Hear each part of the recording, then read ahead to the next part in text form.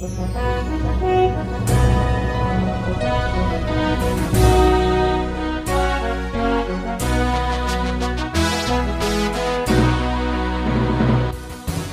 bagi saudara sekalian. Marilah kita mempersiapkan hati dan pikiran kita untuk menyambut firman Tuhan. Kita berdoa. Damai sejahtera Allah yang melampaui segala akal, itulah yang memelihara hati dan pikiranmu di dalam Kristus Yesus Tuhan kita. Amin.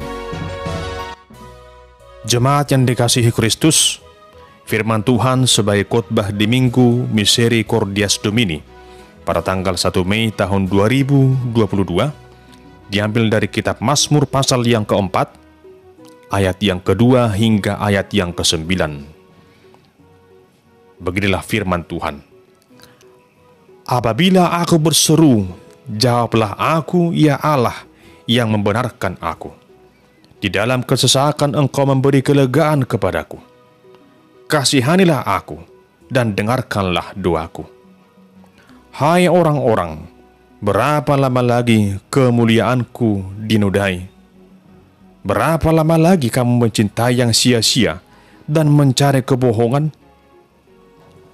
Ketahuilah bahwa Tuhan telah memilih baginya seorang yang dikasihinya. Tuhan mendengarkan apabila aku berseru kepadanya. Biarlah kamu marah, tetapi jangan berbuat dosa. Berkata-katalah dalam hatimu di tempat tidurmu, tetapi tetaplah diam. Persembahkanlah korban yang benar dan percayalah kepada Tuhan. Banyak orang berkata, siapa yang akan memperlihatkan yang baik kepada kita? Biarlah cahaya wajahmu menyinari kami, ya Tuhan. Engkau telah memberikan sukacita kepadaku, lebih banyak daripada mereka, ketika mereka kelimpahan gandum dan anggur. Dengan tentram aku mau membaringkan diri, lalu segera tidur. Sebab hanya Engkaulah ya Tuhan, yang membiarkan aku diam dengan aman. Demikian pembacaan firman Tuhan sebagai khotbah di Minggu Misericordias Domini, tanggal 1 Mei tahun 2022, dengan tema Tuhan mendengar seruan umatnya. Jemaat yang dikasihi Kristus, mengawali khotbah ini, saya ingin sampaikan sebuah kisah di balik penulisan lagu Kirun Jemaat nomor 26 dengan judul Mampirlah Dengar Doaku, gubahan dari seorang yang bernama Fanny J. Crosby. Jemaat Tuhan, suatu ketika pada sore hari, pencipta lagu rohani berkebangsaan Amerika yang bernama Fanny J. Crosby, dia seorang yang tunanetra, ketika dia diundang sebagai pembicara bagi sekelompok narapidana di sebuah penjara. Ia tidak hanya menyampaikan firman Tuhan, namun ia memakai waktunya untuk berdiskusi dan mendengarkan kisah dari para tahanan yang ada di penjara itu tentang bagaimana mereka menghidupi doanya. Lalu salah seorang tahanan bercerita kepada Fanny bahwa ia selalu diliputi rasa bersalah dan penyesalan yang mendalam atas kesalahan yang menyebabkannya masuk penjara. Narapidana itu merasa bahwa sebenarnya ia tidak layak berdiri di hadapan Tuhan. Ia tidak layak bermohon kepada Tuhan bila dibandingkan dengan sekian banyak orang lain yang berdoa memohon kepadanya. Dia sungguh merasakan dia adalah orang yang paling berdosa. Namun dia juga sadar di tengah-tengah keberdosaannya, ia juga sangat membutuhkan Tuhan dalam hidupnya. Dalam doanya, dia selalu berkata, "Ya Yesus, Sang Juru Selamat yang baik, mampirlah dengar doaku. Jangan jalan terus." Itulah yang ia sampaikan selalu dalam doanya. Mendengar kalimat itu, Fanny J. Crosby begitu tersentuh. Mendengar kerendahan hati dan kepasrahan dari narapidana itu. Lalu kata-kata yang menjadi isi dua dari tahanan itu tetap terngiang hingga ia pulang.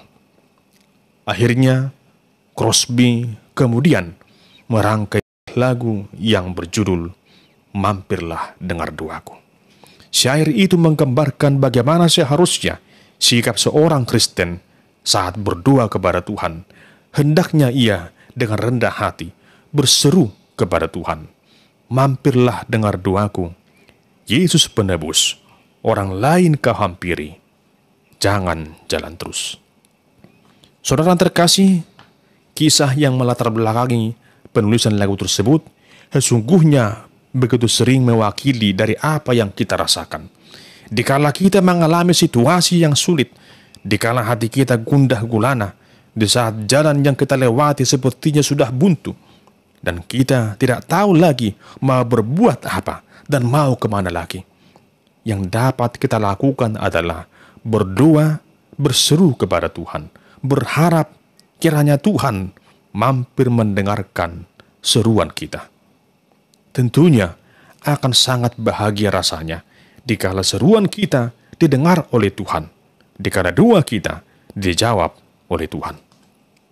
Jemaat yang dikasihi Kristus, adalah suatu kebenaran bahwa kebahagiaan iman orang percaya adalah ketika doanya didengarkan oleh Allah. Tidak ada kebahagiaan yang menandingi semuanya itu ketika Tuhan mendengarkan doa kita. Tentunya dalam hidup ini ada begitu banyak doa dan pengharapan kita kepada Tuhan. Mungkin saja saat ini, dari sederetan daftar permintaan yang kita minta pada Tuhan itu masih belum terwujud. Tetapi yakinlah bahwa Tuhan pasti akan menjawabnya tepat pada waktunya dengan cara yang terindah. Hal inilah yang kita simak lewat khotbah minggu ini tentang bagaimana pemazmur yang memperlihatkan iman percayanya yang berseru kepada Tuhan.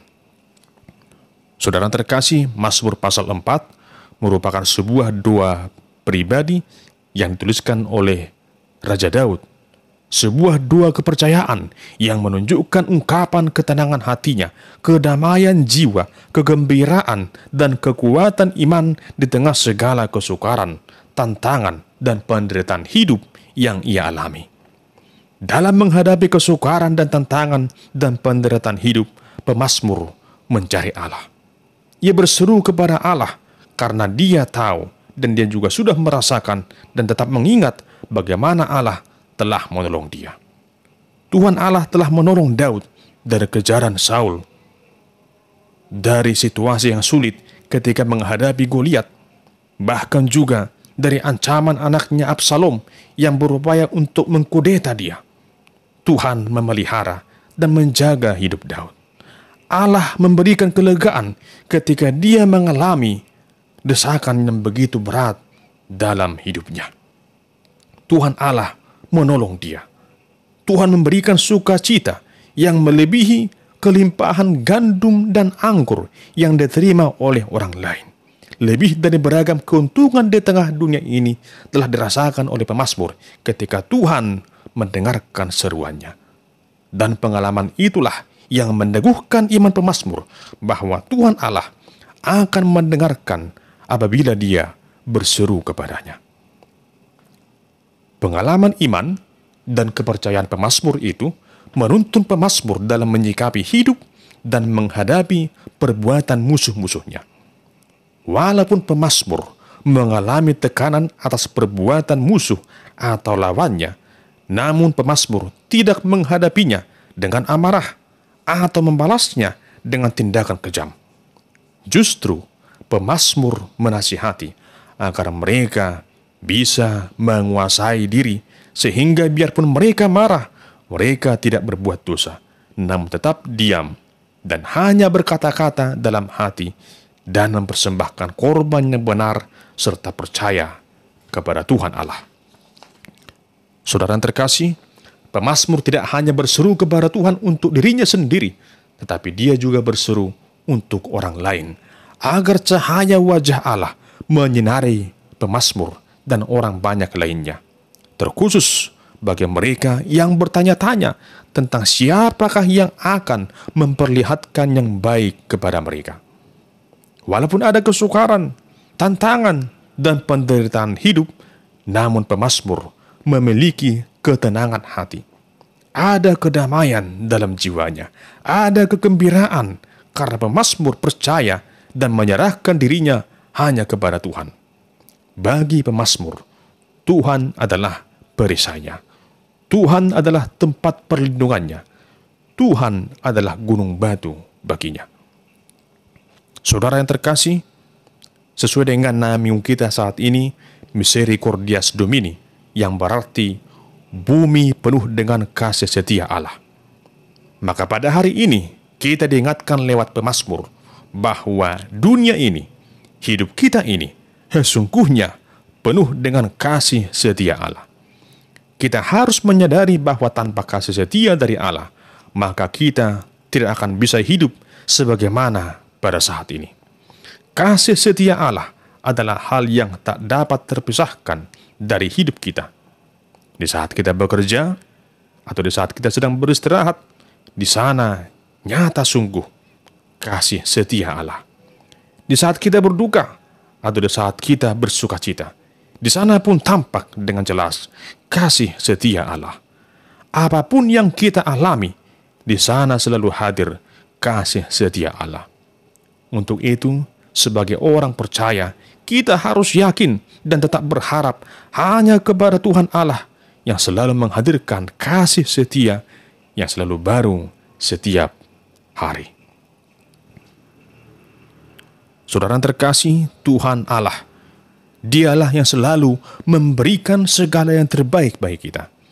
Tuhanlah yang selalu mencukupkan apa yang kita butuhkan. Dari pagi hingga malam, dari hari ke hari, bulan demi bulan, tahun demi tahun, Tuhanlah yang selalu melimpahkan segala belas kasihannya bagi kita. Tuhan tak pernah membiarkan hukumannya menimpa kita, sekalipun kita sering melanggar ketetapannya. Namun itu semua adalah wujud kasih setia Allah yang begitu besar, bahkan Ia telah mengaruniakan anaknya yang tunggal, yaitu Tuhan Yesus Kristus, untuk menebus kita dari dosa. Karya penebusan Tuhan Yesus adalah bukti kasih setia Allah yang sungguh sangat agung. Apa yang kita miliki dan kita nikmati saat ini haruslah benar-benar kita sadari sebagai berkat Tuhan dalam hidup kita. Saudaraku, jika engkau memiliki keluarga, suami, istri, dan anak-anak yang baik, dan mereka takut akan Tuhan, itu semua adalah oleh karena kasih setia Tuhan Allah yang mendengarkan seruanmu dan memberikan yang terbaik bagimu. Karena itu, syukurilah semuanya itu. Itu semua adalah kasih setia Tuhan yang melingkupi kehidupanmu.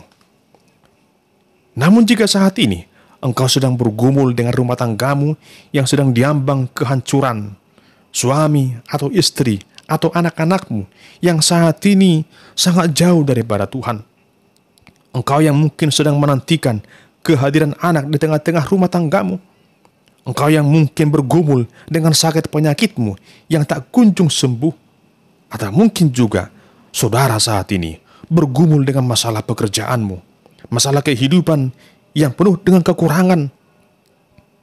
Hari ini ingatlah, berserulah memanggil nama Tuhan. Ada begitu banyak karya Allah di mana Dia telah mendengarkan seruan umatnya. Ia adalah Allah yang setia. Dulu, sekarang, dan sampai selamanya, kuasa dan kasih setianya tak pernah berubah. Ia mendengarkan seruan umat Israel dari tengah perbudakan yang dialami oleh umatnya itu. Dan Tuhan mengutus Musa untuk membawa umatnya itu keluar dari perbudakan. Tuhan juga mendengarkan seruan Hana, seorang perempuan yang mandul, yang mengharapkan anak di tengah-tengah kehidupannya. Dengan doa yang ia panjatkan, Tuhan dengarkan tepat pada waktunya Samuel terlahir bagi Hana. Tuhan juga mendengarkan seruan Daud di tengah amukan dari orang-orang yang benci kepadanya. Di tengah pergumulannya, Tuhan mendengarkan Daud, memelihara hidupnya, melembutkan dia dari segala mara bahaya. Tuhan menjadi gembala yang agung bagi Daud. Tuhan Yesus juga mendengarkan seruan Bartimeus yang matanya buta. Hingga pada akhirnya ia disembuhkan, dapat melihat. Semua itu adalah karena kasih setia Allah. Saudara yang terkasih, jika Tuhan mendengarkan seruan mereka, maka ia juga adalah Tuhan yang sama, dulu, sekarang, dan untuk selamanya, pasti akan mendengarkan seruanmu. Percayalah hanya kepada kuasa Tuhan. Hari ini, buka hati dan pikiranmu dan nyatakan dengan ungkapan dari kata-katamu, dari seruanmu, berserulah kepada Tuhan. Oleh karena itu, mari datang ke hadirat Tuhan. Berserulah kepadanya. Katakan dalam doamu, apabila aku berseru, jawablah aku, ya Allah yang membenarkan aku. Jemaat Tuhan, serukan dalam doamu, seperti sebuah lagu dari Kidung Jemaat nomor 26 yang tadi. Mampirlah dengar doaku, Yesus penebus, orang lain kau hampiri, jangan jalan terus. Demikian firman Tuhan dalam Roma pasal 10 ayat 13 yang mengatakan, sebab barang siapa yang berseru kepada nama Tuhan akan diselamatkan. Jemaat yang terkasih, Misericordias Domini, bumi penuh dengan kasih setia Tuhan.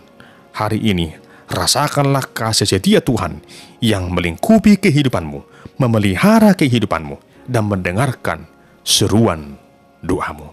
Percayalah, Tuhan itu baik dan mendengarkan seruanmu. Amin. Kita berdoa.